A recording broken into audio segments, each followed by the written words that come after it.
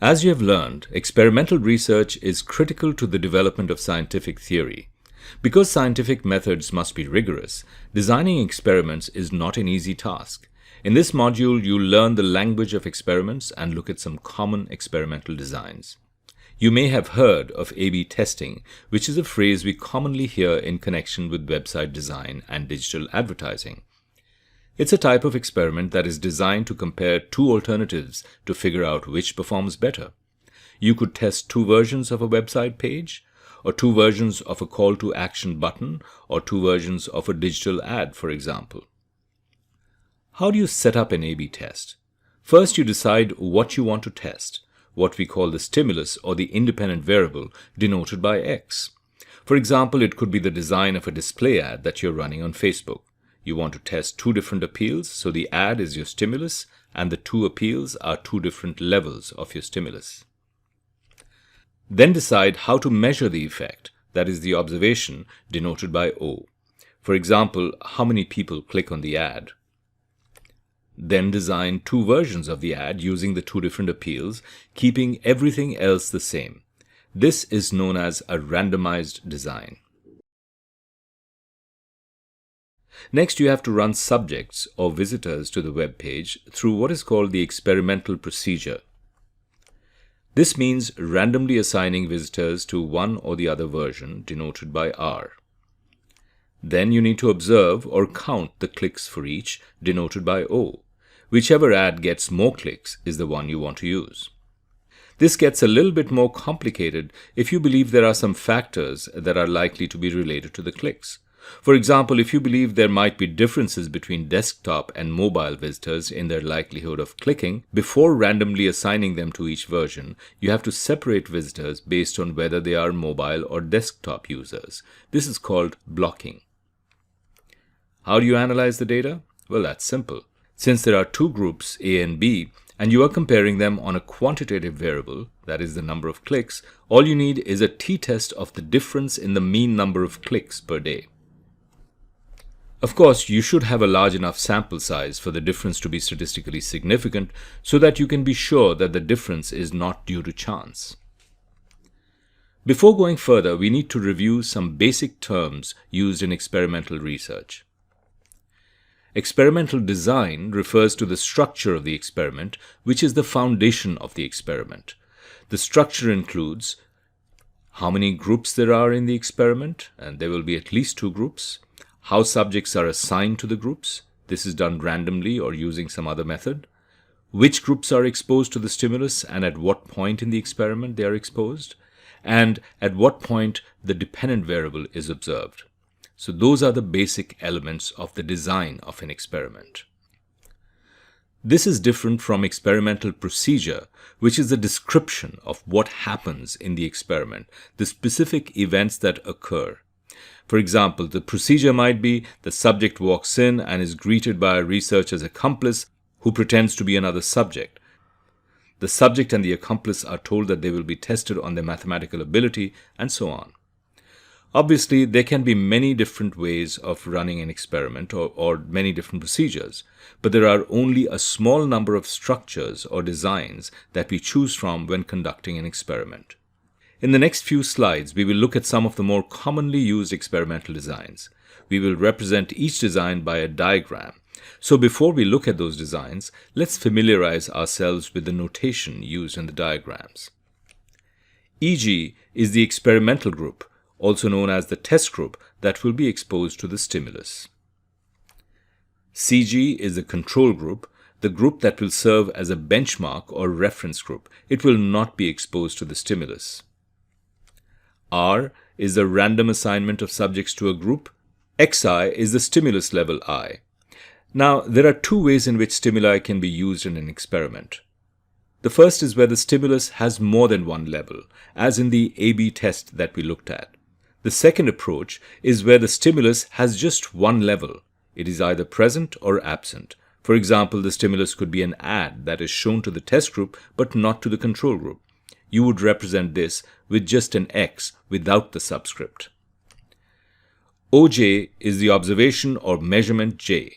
This represents the observation of the dependent variable, and it may be taken more than once during the experiment, and if so, it would have a subscript to show the observation number. The last thing to note is that the timeline of the experiment goes from left to right, that is, events that occur later are shown to the right. The beginning of the experiment is shown on the left, and the end is on the right. Now let's look at some common experimental designs or structures. The first design, called a randomized design, is used in situations where you expose people to different versions of the stimulus or different levels of the stimulus. For example, 2 different appeals in an ad. Here the stimulus has 2 levels, one a rational appeal and the other an emotional appeal. One group gets exposed to one level, the other to the other level.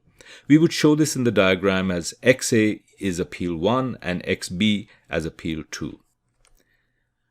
Since there is no formal control group or CG in this design, each EG or experimental group acts as a benchmark for the other group, so we can estimate the effect of each stimulus level relative to another stimulus level. For example, we can estimate the effect of appeal A compared to appeal B by taking the mean difference between OA and OB. This is also the design that represents the A/B test we just discussed. The second design is a simpler design called after only with control. Let's say you wanted to test the effect of seeing a video versus not seeing a video on interest in purchasing the product. You would need to compare people who saw the video, that is the test or experimental group, with people who did not see the video. So the stimulus is the video, and it is either present or absent. The dependent variable is interest in purchase, which has to be measured at the end of the experiment. The second design is a simpler design called after only with control. Let's say you wanted to test the effect of seeing a video versus not seeing a video on interest in purchasing the product. You would need to compare people who saw the video, that is the test or experimental group, with people who did not see the video. So the stimulus is the video, and it is either present or absent. The dependent variable is interest in purchase, which has to be measured at the end of the experiment. There is an experimental group EG and a control group CG. In both, subjects are first randomly assigned to the group, shown by R on the left. Then the EG is exposed to the stimulus X, and then there is an observation of the dependent variable O1 at the end. The CG or control group does not get exposed to X, but there is an observation O2 at the end of the experiment. The control group acts as a benchmark for the experimental group, and the effect of the stimulus X can be measured by the average difference between the two observations. In this example, the effect of X would be the percent of people interested in the experimental group minus the percent interested in the control group. If the dependent variable was attitude, measured on a 5-point scale, for example, the effect of X would be measured by the difference in the mean attitude scores for the two groups. Note that the diagram only shows the X and the O. All other events that are part of the experimental procedure are not shown here, but they should be the same for the two groups. Even though this design is very simple, almost deceptively so, it is remarkably robust and appropriate in most situations. The key here is the random assignment of subjects to each group. This ensures that on average, the groups are equivalent to each other at the start of the experiment, so any difference that shows up at the end of the experiment can be attributed to the stimulus. There are a few other experimental designs that are more complex and not relevant to our discussion here, but you can always look them up in the textbook if you would like to explore this topic further. The last thing we need to talk about in relation to experimental design are assignment procedures. These refer to the methods used to assign subjects to the different groups in the experiment. Why is the assignment procedure important? Actually, it is critical. Recall that in order to establish a cause and effect relationship, we must be able to set up the groups so that they are similar to each other at the start of the experiment. This can only be done by assigning subjects to groups in a way that makes them similar to each other. A true experimental design will always involve some sort of random assignment, which is also called randomization. With random assignment, we start with a pool of subjects and randomly assign some subjects to each group. For example, in the diagram, subjects are assigned randomly to a test group and a control group. You can do this by flipping a coin for each subject or using a random number generator in Excel. But why is random assignment a good procedure? Because it results in groups that are similar as a whole. That is, within the group there can be quite a bit of variation, but the average characteristics of each group will be roughly the same. That's what makes it possible to say that the groups are similar at the start of the experiment. That's why randomization is critical to experimental design. It's important to note that random assignment is not the same thing as random sampling. Random sampling refers to picking a sample from the population. Random assignment refers to assigning subjects who have already been chosen from the population to different groups. You can use both random sampling and random assignment in combination. For example, you can take a random sample from the population to create the subject pool and then randomly assign subjects from that pool to different groups. Just remember that sampling and assignment are two different processes, even though both use random numbers in some form. For random assignment to work as intended, that is, for it to create similar groups, the pool of subjects has to be large so that differences between groups get averaged out in the assignment.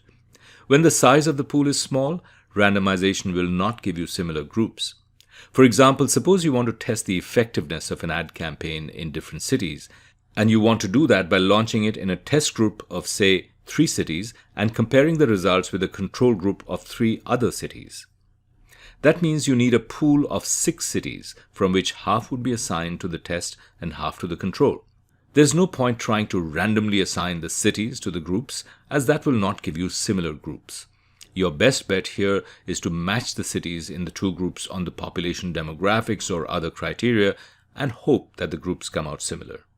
Blocking is a widely used assignment procedure that combines matching with random assignment. You start by picking a characteristic that you want to be the same across the groups. Say whether someone is using a computer or a smartphone to visit the website, as in our previous example. We then separate the subjects based on that characteristic, that is, into computer and mobile user groups. Finally, you randomly select subjects from each group and assign them to the test and control groups. Using this procedure, we end up with an equal number of computer users in the test and control groups and an equal number of mobile users in these groups as well. So we have effectively matched the groups on this factor. But in addition, we have randomly assigned the subjects to the 2 groups. So not only will the 2 groups be matched on this factor, they will also be similar on other characteristics on average. Lastly, let's consider what would happen if you did not use random assignment. For example, the researcher could pick subjects who show up for an experiment early and put them in the test group, and those who come later in the control group. You can easily see how this would result in groups that are not similar. The test group would have subjects who on average are more eager to participate or more punctual or more responsible. The opposite would be true of the control group. So right away, before the experiment even begins, you already have groups that are not similar to each other. The bottom line is, if you want to run a proper experiment, don't use non-random assignment.